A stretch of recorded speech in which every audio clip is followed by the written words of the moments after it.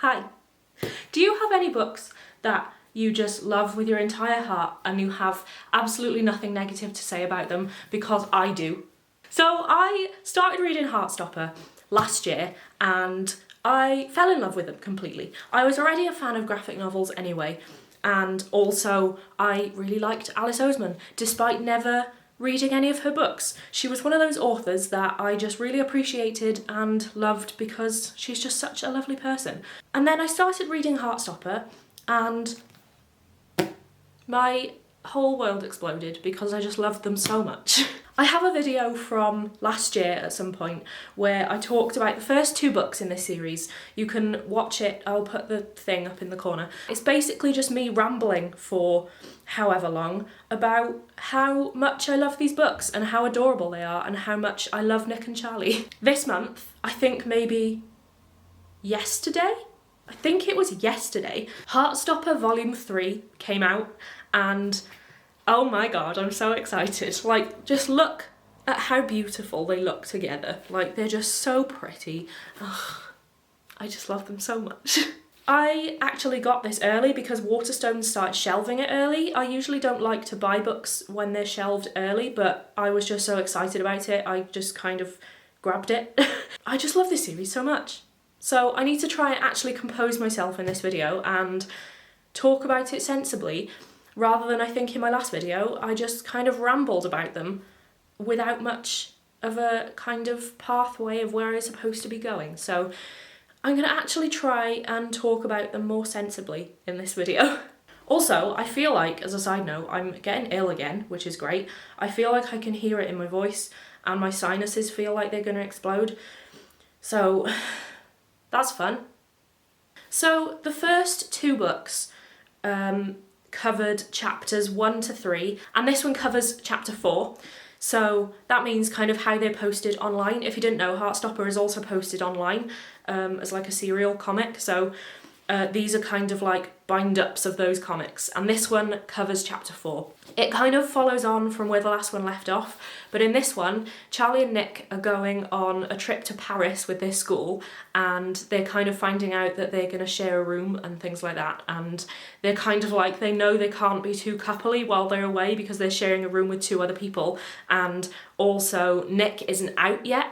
So they obviously, Charlie, from the previous books, we know that Charlie kind of had this horrible experience from school where he was outed by someone else accidentally, and it just wasn't a good experience for him at all. And Charlie doesn't want that same experience for Nick. Like, he's constantly worried that Nick is going to have the same experience as Charlie, and he's so careful to kind of not out him to anyone. Like, Charlie is happy to be out, obviously because everyone knows he is now, but yeah, he doesn't want this same kind of bad experience for Nick. And it's just so lovely. Like, they care so much about each other, and they're just so beautiful. They're just like gems. I love them so much.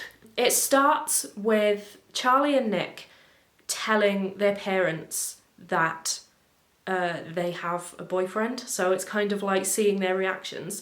And both of their parents are so great about it. It's what I love about this. Like, the parents are just so happy about it. Like, with Nick, they're just like, well, we had a feeling because you literally talk about him constantly. And same with Charlie, they're just like, honestly, you talk about him all the time. Like, how are we not supposed to guess that? So it's just so adorable, and I'm just so glad that people have good reactions. Like, I love reading things where people have positive reactions to someone coming out. There's also a cute bit in this where Nick and Charlie are caught together in school and a couple of teachers catch them, and there's a really good kind of conversation between Nick and his like sports coach. There's just so many great interactions in this between characters, and it just makes my heart so happy. So yeah, this story follows Nick and Charlie going to Paris with their school, and it's just so fun. Like, the trip to Paris it kind of unearths so many different truths, and their friendships are kind of tested in some ways, but nothing feels overly kind of sinister. Like, I don't know if sinister is the right word. It's not like a dramatic thing. It's just kind of exploring their friendships, and Nick and Charlie are spending a whole week together for the first time, and it's just kind of about how they deal with spending time together, like a decent, substantial amount of time together for the first time, rather than only seeing each other kind of in school and then sometimes for a couple of hours after school or something.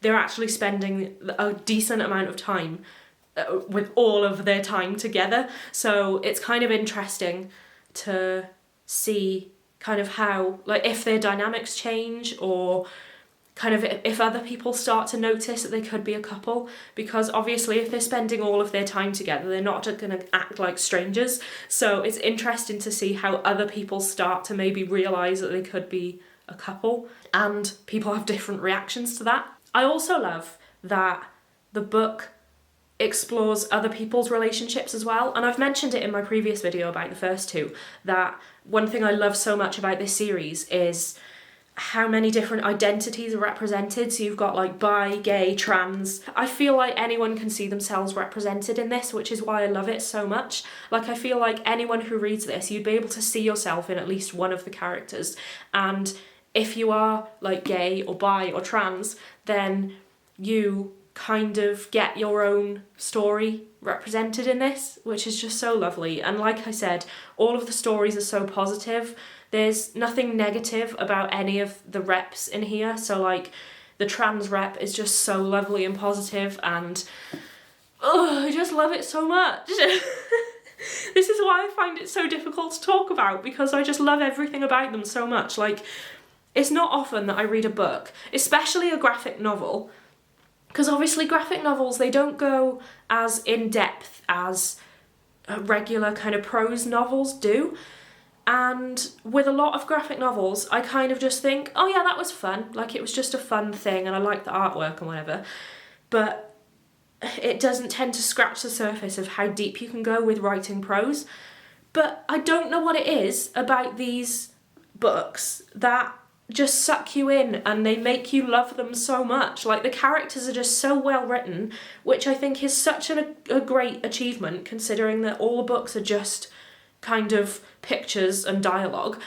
You don't get any exposition, you don't get any kind of description about the characters. You kind of just learn about the characters through their dialogue with each other, and I just think that's amazing. Like, Alice Oseman does it so well. I feel like she's one of the best graphic novel authors and illustrators and everything. She just does everything in these books. She is these books, and I think it shows. Like, you can see how she knows these characters inside out, and we learn so much about them literally just in their exchanges with each other, and how they talk and how they act with each other, and kind of like how they interact with their parents and the teachers, and you just learn so much about them, and I just think it's incredible.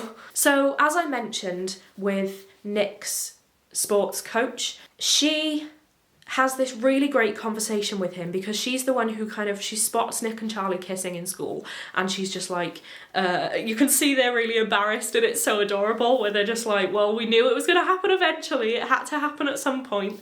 His coach calls him into her office, and he's kind of just like, what is going to happen here? Because obviously there's a lot of I think there's a lot of stereotyping within sports, that sports people are just like, I don't want to be seen as like less manly than my peers or whatever, especially in kind of like football or rugby. And I think he's a little bit worried that she's going to say something to him that is going to kind of upset him, but he actually goes in to see her, and she talks about how she has a wife, and it's just so great. And you've also got, later on in the book as well, on the Paris trip, you've also got two other teachers who are kind of both male teachers, and one of them talks about the fact that he's only 26, and he only came out as gay when he was 20, or he only kind of realised that he was gay when he was 20. So at 26, to only know that you're gay for 6 years is kind of a big thing. And this other teacher is also gay, and they just have like this little conversation about it while they're away from all the students, and they're kind of like flirting with each other. And I love how it explores relationships with everyone. So it's not just the kids. It's not saying that exploring your sexuality is just a teenage thing, because you have like this coach talking about her relationship with her wife, and you have these two teachers in school kind of talking about how they only explored their sexuality later on in life, and they're kind of only now just starting to kind of, I don't know, just flirt with each other, and it's just so cute. I just love the kind of lesson that it teaches, where you don't only have to explore your sexuality when you're a teenager in school. Like, it's a thing that can go on for however long it takes you to become comfortable with it. You don't have to kind of rush these thoughts. Like, I am 25 and I am still literally every single day debating what my sexuality is and who I feel most for, and it kind of fluctuates every single day. So like, some days I'll not care about it and I'm just like, it doesn't matter, it'll happen eventually. Other days I think about it a lot and I'm just like, I wish I knew. Like, I wish I had like a stable kind of, like, I just knew what I am. Other days I feel completely ace, where I'm just like, I can't be bothered with any relationships and I don't feel anything towards anyone. And then other days I fancy everyone under the sun. So for me, to read books like this, where you get to see so many different stories of people's sexuality being represented and explored, I think it helps me a lot, and everyone else who is in the same position as me, or anyone else who feels like they need to kind of explore who they are or what their sexuality is. These books are so good at helping you do that, because you just see so many different types of relationships represented, and it almost kind of makes you feel comfortable being whatever you want to be. I just love this so much. I don't know what else to say about them other than they just mean a lot to me and they're so great, and I definitely have a favourite book series. I'm always debating whether I continue with this series online, like whether I carry on reading the comics or whether I should just like wait for the next part. But like, this volume has literally just come out yesterday and it's going to be a long time before volume 4 comes out, and it's kind of killing me. Like, do I carry on with it or do I wait for the next one? Because at the moment I have no clue what I should do. Part of me thinks I should just treat them like normal books and wait for the next one to come out, but I don't know. Oh, another thing that my mind was blown yesterday.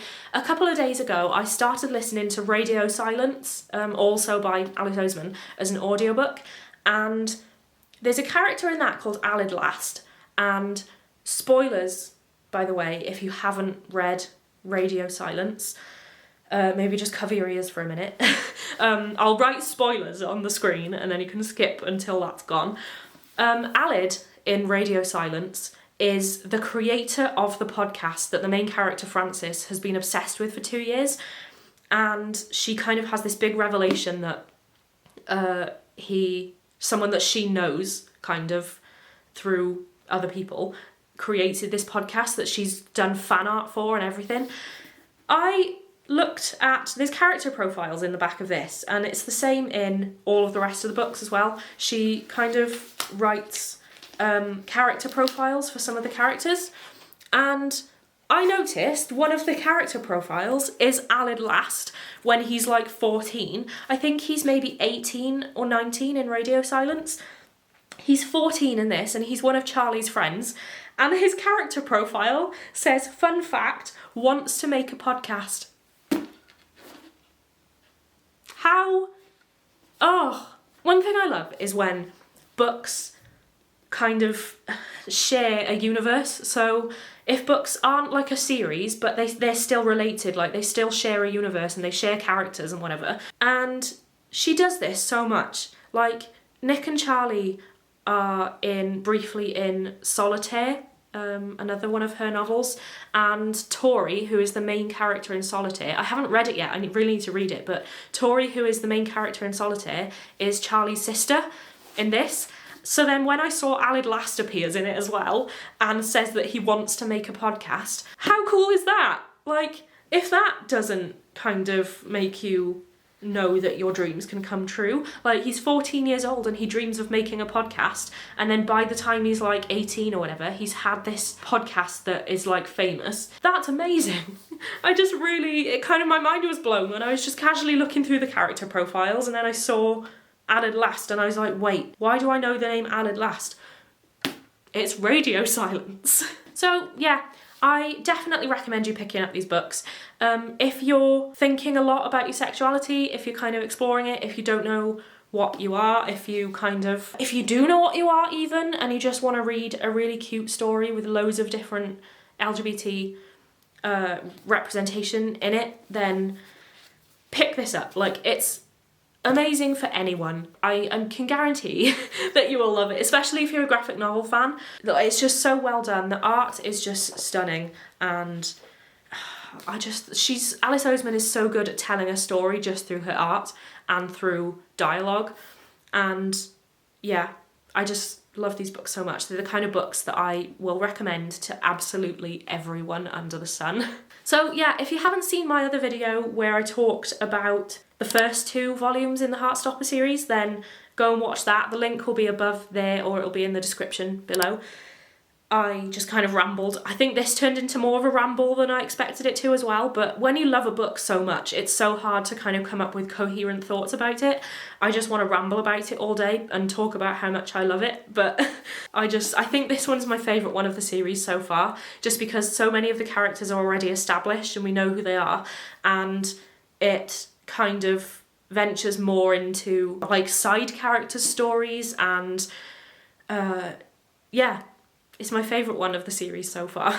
I hope you enjoyed this. If you have read the book, then please let me know in the comments what you thought of it, and I will see you soon with another video. Bye!